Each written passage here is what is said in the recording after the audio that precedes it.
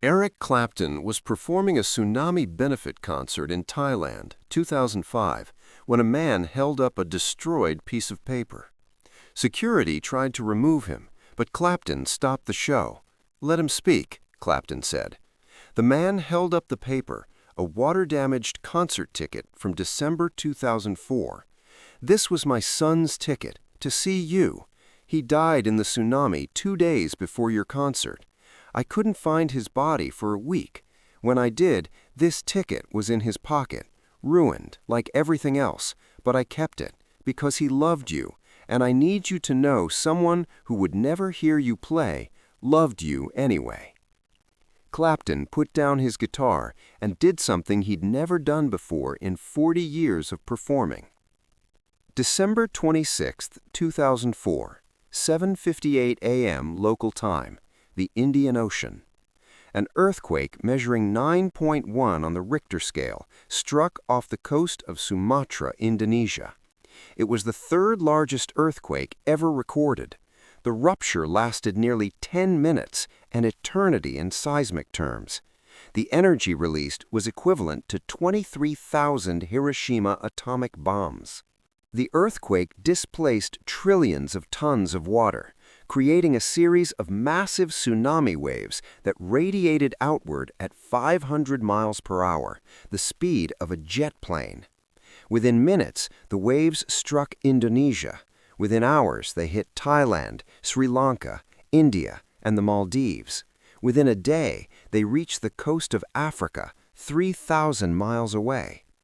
When the waves finally stopped, 230,000 people were dead. Entire coastal communities had been erased. Hotels, homes, businesses, schools, all gone. Bodies were scattered across miles of wreckage. Families were torn apart in seconds. Parents lost children. Children lost parents. The world watched in horror as the scale of the devastation became clear. Among the dead was a 16-year-old boy named Somchai Patel. Somchai lived in Phuket, Thailand, one of the hardest-hit areas. He was the only child of Rajesh and Ananda Patel, who owned a small restaurant near the beach. Somchai was a quiet, studious boy who loved music. His room was covered with posters of Western rock bands, the Beatles, Led Zeppelin, the Rolling Stones, but his favorite was Eric Clapton. Somchai had discovered Clapton's music 2 years earlier, when he was 14. A tourist had left a CD at the restaurant, Unplugged, Clapton's 1992 acoustic album. Somchai had taken it home, played it, and fallen completely in love. He'd saved money from working at his parents' restaurant to buy every Clapton album he could find. He'd taught himself guitar by learning Clapton songs. He'd covered his notebooks with Clapton lyrics. His parents didn't fully understand Somchai's obsession with this Western musician, but they saw how happy the music made their son, so they supported it. When Rajesh learned that Eric Clapton was scheduled to perform in Phuket on December 28, 2004, he knew what he had to do. The tickets were expensive, more than Rajesh could easily afford, but he bought 2, one for Somchai and one for himself. He gave them to Somchai on December 20th as an early Christmas present. Somchai had cried with joy. "Baba, thank you, thank you. I can't believe I'm going to see Eric Clapton in person. This is the best day of my life." Rajesh had smiled. "You deserve it, son. You work hard. You're a good boy. And I want to see what this musician is all about, the one who makes my son so happy." Somchai had put the tickets in an envelope and kept them in his backpack, checking on them multiple times a day to make sure they were still there. He'd counted down the days. 8 days, 7 days, 6 days. December 26th was supposed to be day 2 until the concert. Instead, it was the day Somchai died. That morning, Somchai had gone to the beach early. He liked to walk there before the tourists arrived, when the sand was still cool and the ocean was quiet. He'd taken his backpack with him, the one containing the concert tickets. He wanted to look at them again, to remind himself that in just 2 days he'd be seeing Eric Clapton perform. At 7:58 a.m., the first wave hit. Somchai never had a chance. The wall of water was 20 feet high, moving faster than he could run. It hit the beach with the force of a freight train, sweeping away everything in its path: trees, buildings, cars, people. Somchai was torn from the beach and carried inland, tumbling through debris, drowning in churning water filled with wreckage.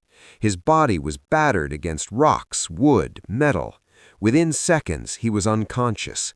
Within minutes, he was dead. Rajesh and Ananda were at their restaurant when the wave hit. They saw the water coming and ran for higher ground, barely making it to the second floor of a nearby building before the tsunami swept through. They survived, but their restaurant was destroyed, and Somchai was missing. For the next 7 days, Rajesh searched for his son. He walked through miles of wreckage, looking at every body, checking every makeshift morgue. Thousands of people were missing. Bodies were everywhere, in trees, under rubble, washed up on beaches miles away. The smell of death was overwhelming. The heat was unbearable. But Rajesh kept searching. On January 2, 2005, 7 days after the tsunami, Rajesh found Somchai's body in a debris field half a mile from the beach. His son was barely recognizable, but Rajesh knew it was him by the silver chain around his neck, a gift from Ananda on Somchai's 13th birthday. Rajesh collapsed beside his son's body and wept. Everything was gone. His restaurant, his home, his son, his entire life had been destroyed in 90 seconds. As he held Somchai's body, Rajesh noticed his son's backpack was still strapped to his back. Somehow, miraculously, it had stayed with him through the tsunami. Rajesh opened it with shaking hands. Inside, soaked and ruined, was the envelope containing the 2 concert tickets. Eric Clapton, December 28, 2004, 2 days after the tsunami.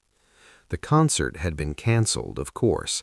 Clapton had been scheduled to perform as part of his world tour, but when the tsunami hit, all events in the region were immediately canceled. Rajesh pulled out the tickets.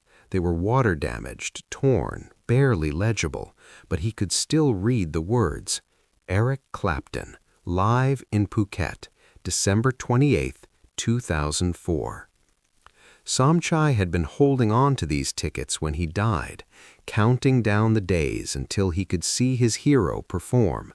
He died 2 days before the concert, 2 days before his dream could come true. Rajesh and Ananda cremated Somchai's body according to Buddhist tradition. They held a small ceremony, just immediate family. Most of their extended family had also been killed in the tsunami. The entire community was in mourning. Funerals were happening every day. Death was everywhere. After Somchai's cremation, Rajesh took the ashes and the concert tickets to what remained of their home. He placed Somchai's ashes in an urn on a small altar, and he placed the ruined concert tickets beside the urn. "You'll never get to see him perform," Rajesh whispered to his dead son. "I'm sorry. I'm so sorry I couldn't save you." The weeks and months that followed were a blur of grief and reconstruction. Rajesh and Ananda moved in with relatives. They tried to rebuild their lives, but the hole left by Somchai's death was unbearable. Rajesh fell into a deep depression. He couldn't eat, couldn't sleep, couldn't work. All he could think about was his son, holding those concert tickets, counting down the days, never knowing he wouldn't make it. In November 2005, 11 months after the tsunami, Rajesh saw an announcement that stopped him cold. Eric Clapton was returning to Thailand. He was performing a benefit concert in Bangkok on December 15, 2005. All proceeds would go to tsunami relief efforts. Clapton was coming back to honor the victims and raise money for survivors. Rajesh stared at the announcement. He felt something stir inside him for the first time in months. Not quite hope, but something like purpose. "I have to go," Rajesh told Ananda. "Why?" she asked. "It will just make you sad."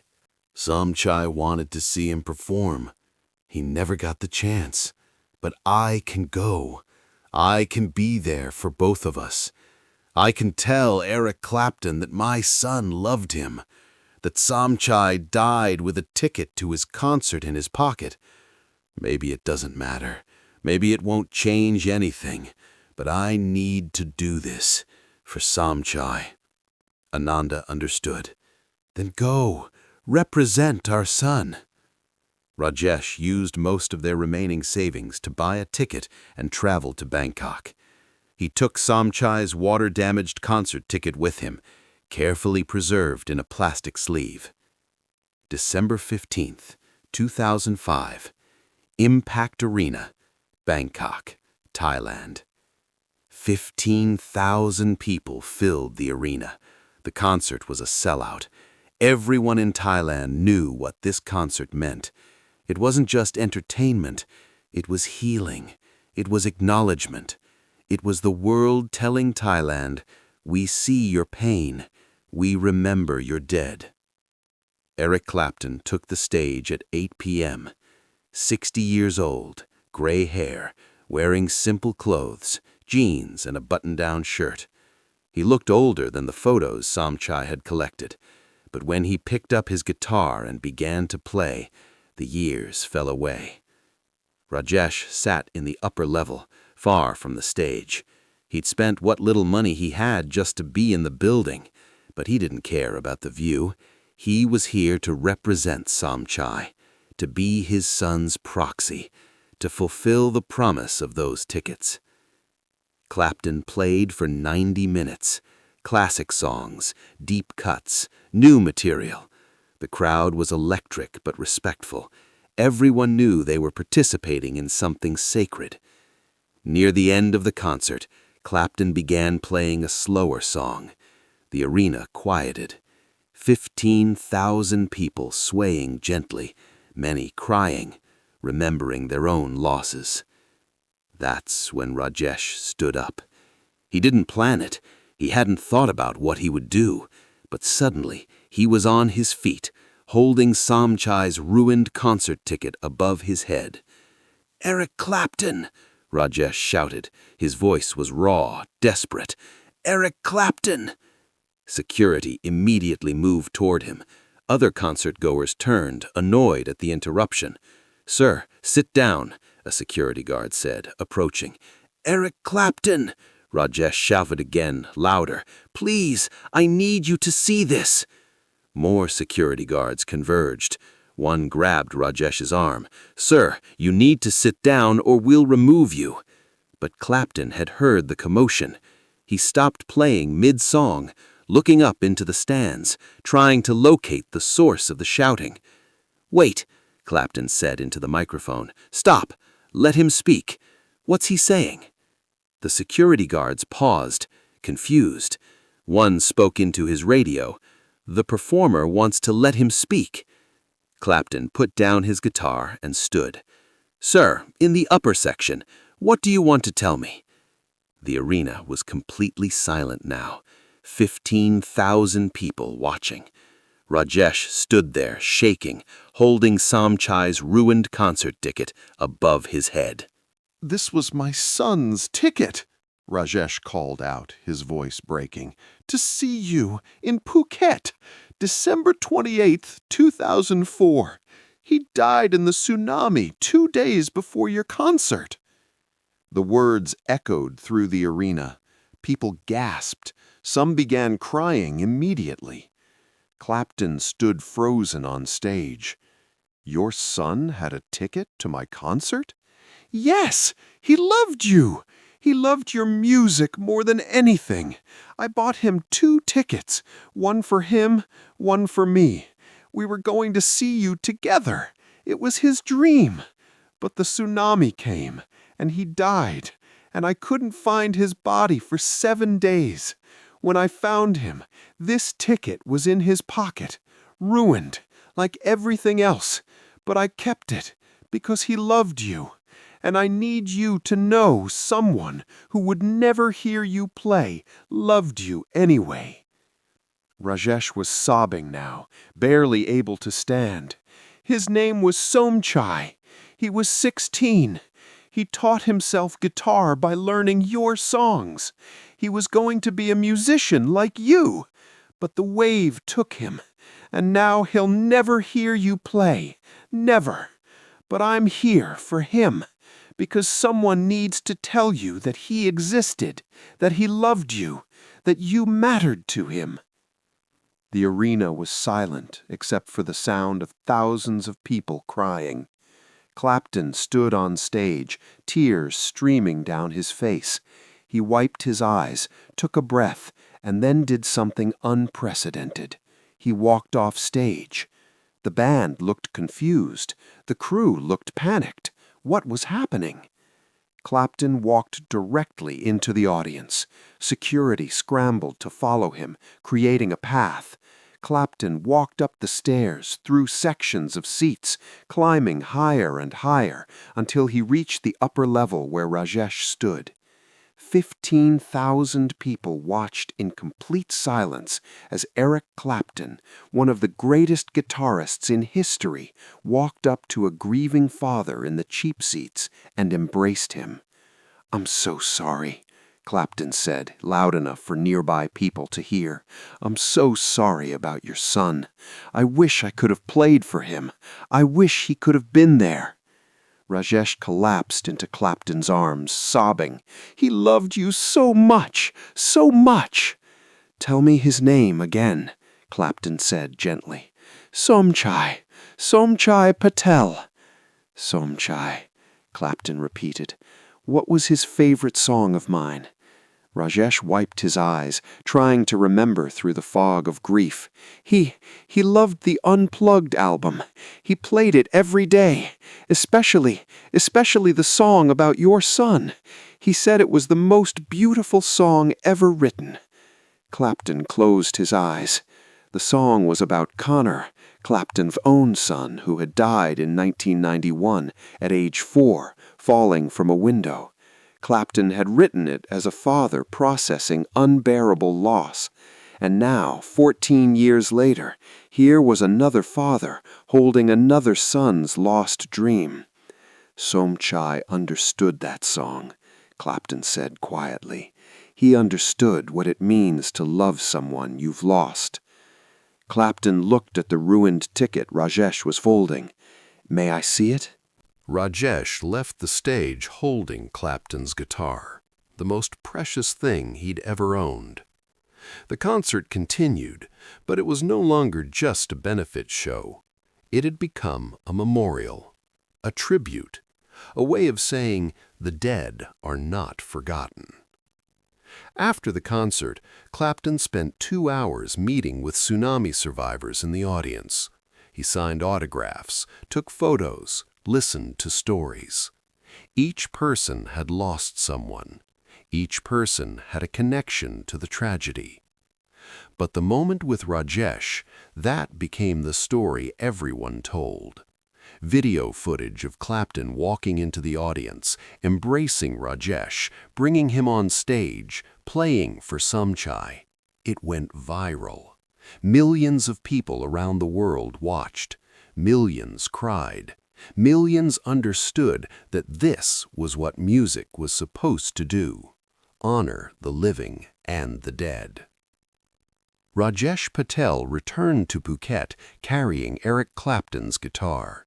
He placed it on the altar beside Somchai's ashes and the ruined concert ticket.